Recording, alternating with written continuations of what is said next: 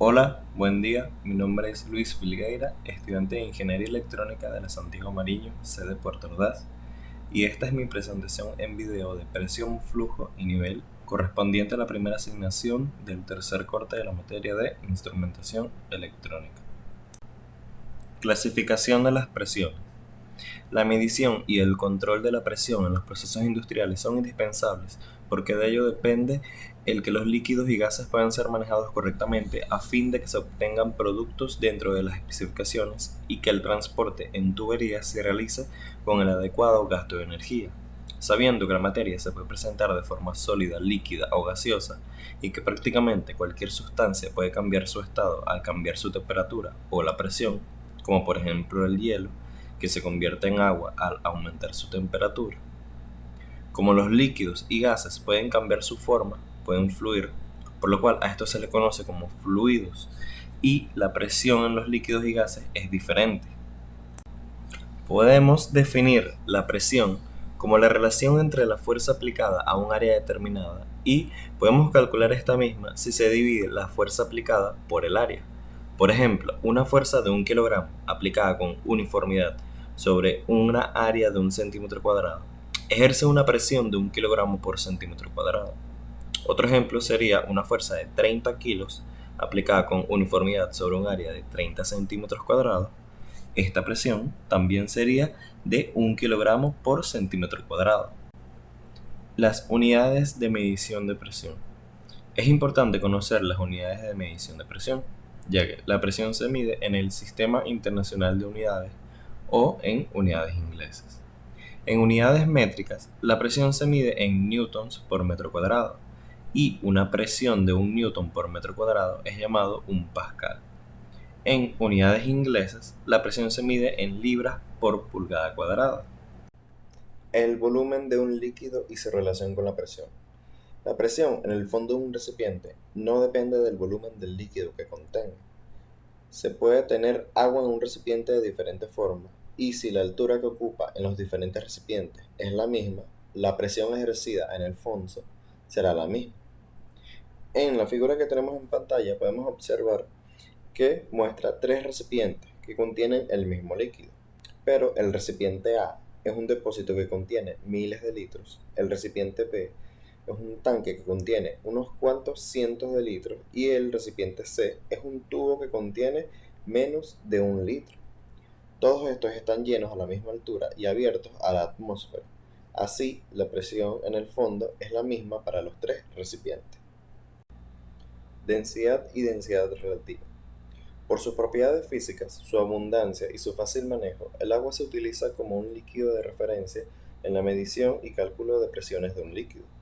La densidad absoluta general, llamada densidad, se define como la masa por unidad de volumen de un material. El agua tiene una densidad de 1 gramo por litro. La gasolina, por ejemplo, tiene una densidad de 0,660 gramos por litro y el aluminio tiene una densidad de 2,7 gramos por litro. Por esto, el agua se usa como referencia para establecer la densidad relativa de otras sustancias y resulta de dividir la densidad de la sustancia entre la densidad del agua. Por ejemplo, para obtener la densidad relativa de la gasolina, se divide la densidad de la gasolina entre la densidad del agua. Se toman los valores de la tabla de densidad y de densidad relativa de varias sustancias, en donde se observan las densidades absolutas y relativas de algunas sustancias. Y tomando estos valores y realizando la división, nos da como resultado su valor 0,660. Sabiendo esto, si se tiene un recipiente con dimensiones conocidas, se puede saber el volumen que contenga de cualquier sustancia, siempre y cuando se conozca la densidad relativa de la sustancia y la presión que ésta ejerce en el fondo del recipiente en centímetros de columna de agua. Presión en líquidos. Si el líquido en un tanque permanece en reposo, la presión en cualquier punto bajo la superficie depende de tres factores: la profundidad, la densidad y la presión en la superficie. Con respecto a la profundidad, la presión en cualquier punto es proporcional a la profundidad del punto bajo de la superficie. Si la profundidad se duplica la presión. Con respecto a la densidad La presión es proporcional a la densidad o densidad relativa del líquido. Si la densidad relativa se duplica, lo mismo sucede con la presión en un punto bajo la superficie. Y con respecto a la presión de la superficie, cualquier presión que actúa sobre la superficie se transmite a través del líquido y contribuye a la presión en cualquier punto bajo la superficie. Presión manométrica y presión absoluta. Muchos indicadores de presión en líquidos usan la presión atmosférica como cero manométrica. Esto indica una presión de 0 psi en la superficie del líquido, aun cuando éste esté sometido a la presión atmosférica. Todas las presiones bajo la superficie se indican con un valor que corresponde a la altura del líquido en el recipiente, por lo cual un medidor que indica 0 a la presión atmosférica mide la diferencia entre la presión medida y la presión atmosférica. También existen medidores de presión que puedan diseñarse para indicar presiones por abajo del 0 manómetro. Tales medidores son llamados manómetros de vacío. Los medidores que indican la presión absoluta no pueden medir presiones bajo cero absoluto, porque este cero es un vacío perfecto. Medición de presión en gases. Un gas difiere de un líquido por dos razones importantes. Un volumen de gas pesa mucho menos que un volumen igual de líquido, y un gas puede ser comprimido o expandido para adoptar casi cualquier volumen. En cambio, los líquidos solo pueden expandirse o comprimirse ligeramente. El modelo de un gas. Para tener una idea de lo que es el modelo de un gas, se debe considerar lo siguiente. Primero, un gas se descompone en moléculas y, dependiendo del tipo de gas, cada molécula puede ser un átomo o una combinación de dos o más átomos. Segundo, las moléculas de un gas están en movimiento constante, circulando a alta velocidad a todas direcciones, chocando entre ellas y con otras moléculas en su trayectoria. La presión es originada por estas colisiones. Mientras más frecuentes y más fuertes sean las colisiones, la presión será mayor. Y tercero, la mayor parte del volumen ocupado por un gas es espacio vacío. En la figura que tenemos en pantalla podemos observar el modelo de un gas y se puede ver que gran parte del espacio del interior del recipiente está desocupado. Las moléculas del gas se mueven libremente a altas velocidades, chocando unas con otras y con las paredes del recipiente, lo que produce una presión hacia afuera. Volumen y presión de un gas.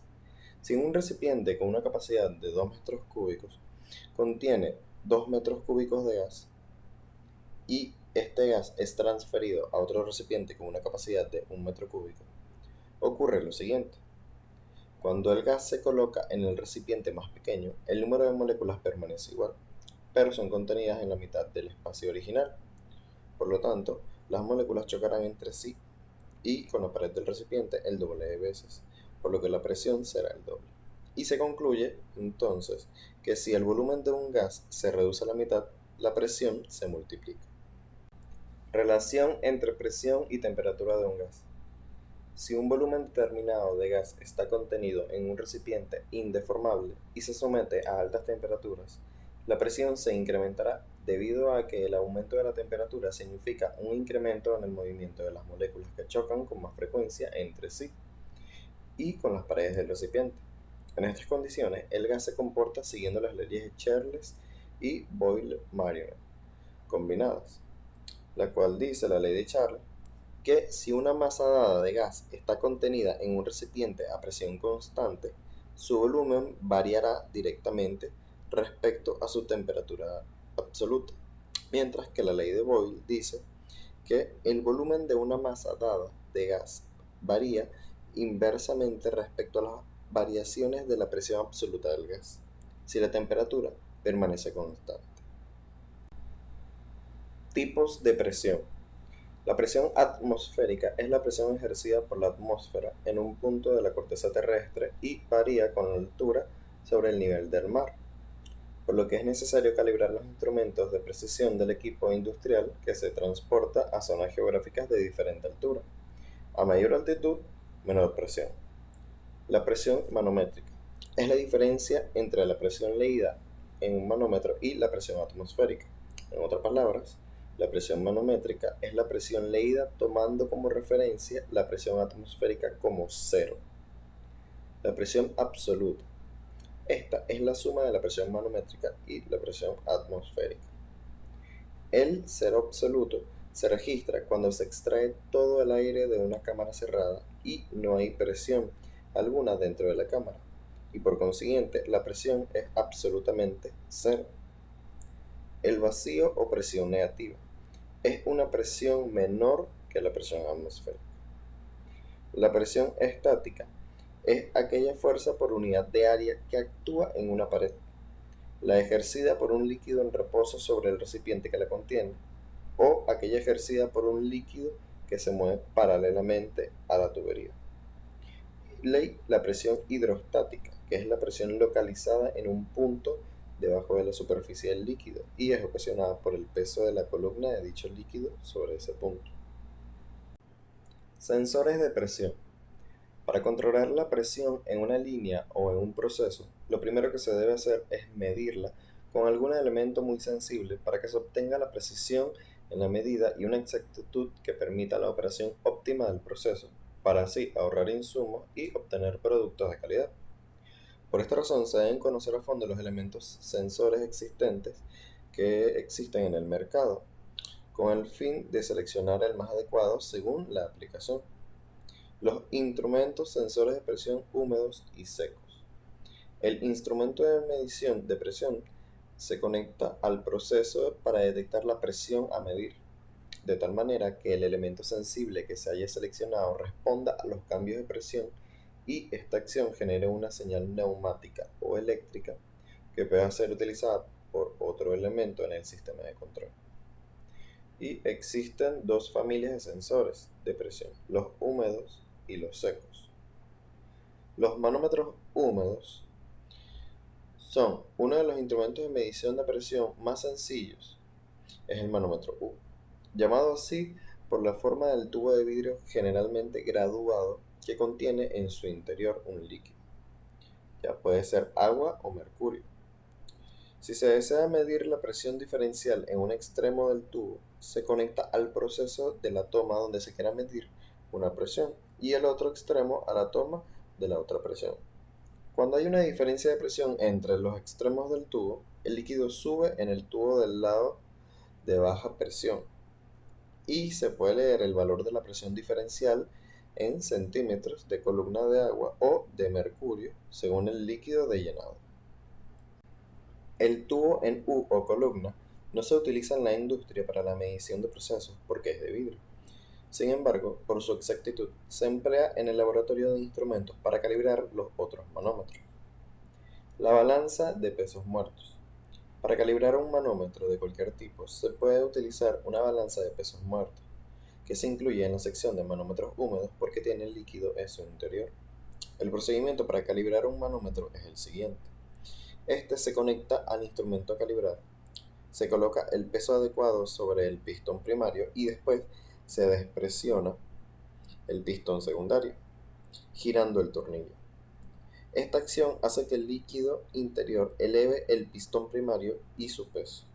De esta manera, en el seno del líquido se tendrá la presión deseada y será la que debe indicar el manómetro. Si el indicador muestra un valor diferente, se debe seguir el procedimiento de calibración que indique el manual de fábrica. Manómetros secos. Los manómetros que no utilizan un líquido para medir la presión se llaman secos y en lugar de agua o mercurio tienen un elemento elástico. Hay tres tipos básicos de elementos: el tubo de Bourdon en forma de C en espiral y en forma helicoidal, el diagrama y el fuelle. Sensores de tubo de Bourdon. Este consiste en un tubo de metal de sección transversal ovalada y curvada. A lo largo de esta forma la sección de un círculo o hasta formar varios círculos o hasta formar varias espiras, como se puede observar en la imagen aquí presentada. En cualquiera de los tres tipos de Bourdon, un extremo del tubo se conecta al proceso y como el otro extremo está sellado, al deformarse por los cambios de presión, tiende a enderezarse. Si esto aumenta o a volver a su forma original si la presión disminuye. El movimiento del extremo sellado es transmitido a un engranaje o a una leva y de esta manera se puede tener la indicación y registro o transmisión de la presión del proceso. El tubo de Borno en forma de C es un tubo oval donde uno de los extremos se fija a una base y se conecta al proceso y el otro extremo está sellado y con libertad para moverse. La presión a medir se transmite a lo largo del tubo y en todas sus paredes. Las partes aplanadas del óvalo tienden a redondear el tubo y hacen que éste se flexione o se desplace tratando de enderezarse. El extremo abierto del tubo no puede moverse porque está fijo y es la entrada de presión, y el extremo cerrado del tubo de Bourdon permanece libre para moverse como se muestra en la figura. La cantidad de movimiento depende de la cantidad de presión. El manómetro digital. Las partes móviles del manómetro se fabrican de acero inoxidable, nylon o del REN. Los dos últimos no se desgastan tan rápidamente como el metal y por consiguiente tienen un mayor tiempo de vida. En la actualidad se cuentan con manómetros digitales con una exactitud del 0,05% del total de la escala, incluyendo los efectos de linealidad, histeresis, repetibilidad y cambios de temperatura de ambiente entre -20 y 65 grados centígrados. Medición de presión con diafragma. El diafragma es un metal flexible en forma de disco que cambia de forma cuando la presión del proceso cambia. Está sujetado en la parte interna del cuerpo del instrumento por el borde. El diafragma se puede utilizar para medir presión absoluta, manométrica o diferencial. Medición de presión con fuelle. El fuelle tiene el aspecto exterior al de un acordeón, con la base cubierta y rígidos. Los cambios de presión en el proceso hacen que éste se expanda y contraiga el sensor como se muestra en la figura. Al incrementarse la presión en el interior, el fuelle se expande, la parte superior sube y comprime al resorte, y cuando la fuerza hacia arriba desde el interior de él igual a la fuerza que ejerce el resorte hacia abajo, el fuelle deja de expandirse. Se emplea con frecuencia para la medición de presión menor a la atmosférica. Medición de nivel. La medición de nivel es muy importante en las industrias, y en algunas de ellas, como la del papel, la minería, la del petróleo, la química, la petroquímica y la alimenticia, es indispensable. En la selección correcta de un instrumento para la medición de nivel intervienen en mayor o menor grado los siguientes factores: el rango de medición, la naturaleza del fluido que va a ser medido y las condiciones de operación. Los instrumentos que se describen a continuación cubren prácticamente todas las aplicaciones de medición de nivel de líquidos y sólidos en tanques abiertos y tanques cerrados. Nivel de líquidos en tanques abiertos y tanques cerrados. Los instrumentos que se emplean para la medición de nivel de líquidos en tanques abiertos y cerrados se clasifican dentro de las varias categorías como son visuales, de precisión o cabeza hidrostática, de contacto directo, como los flotadores, los que utilizan las características eléctricas del fluido y los que emplean la radiación de energía. La indicación visual del nivel con mirillas e indicadores de vidrio. Este método es uno de los más antiguos y simples para la medición continua del nivel de líquidos contenidos en un tanque abierto o cerrado, y se usa solamente cuando se requiere la indicación local directa del comportamiento del proceso y cuando el líquido es apreciablemente limpio.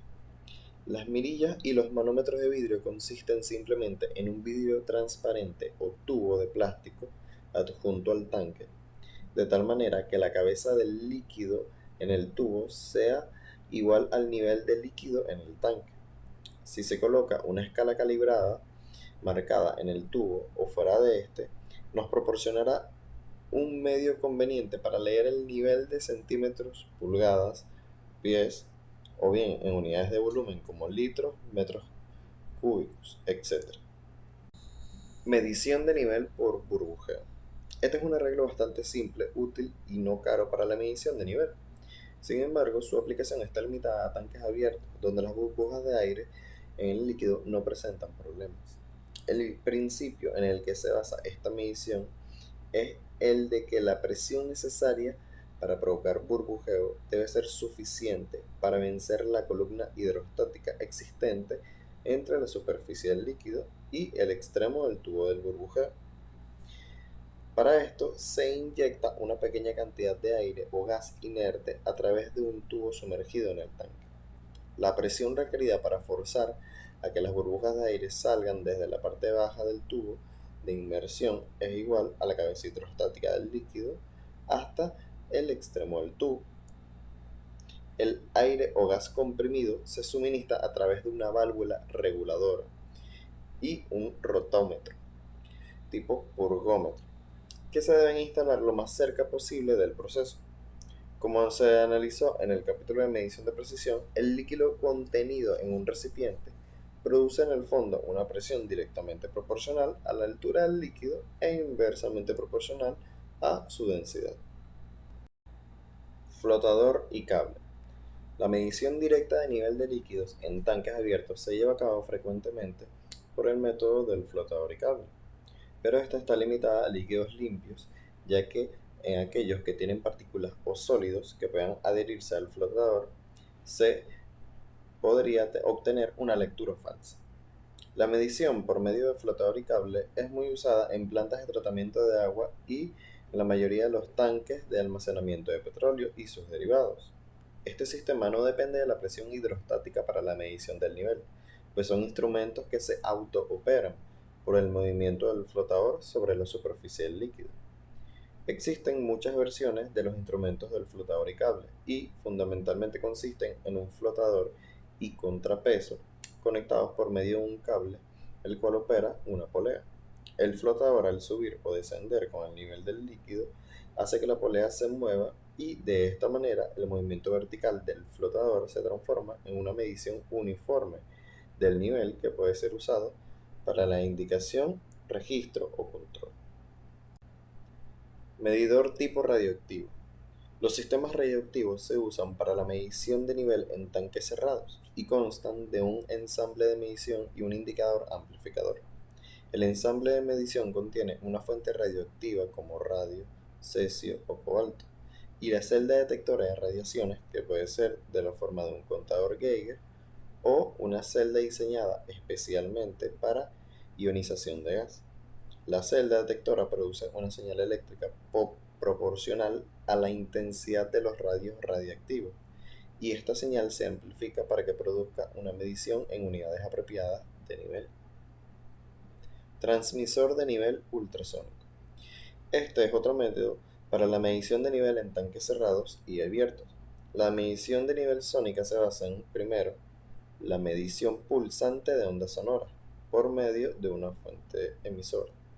Segundo, la transmisión de esas ondas de energía a través de la fase líquida o la fase de vapor en el tanque. Y tercero, el reflejo de las ondas en la superficie para regresar hacia el emisor receptor. El tiempo que tarda el sonido en ir y regresar del emisor receptor a la superficie del líquido se usa como medición del nivel, porque ese tiempo del tránsito es directamente proporcional a la cantidad de líquido en el recipiente.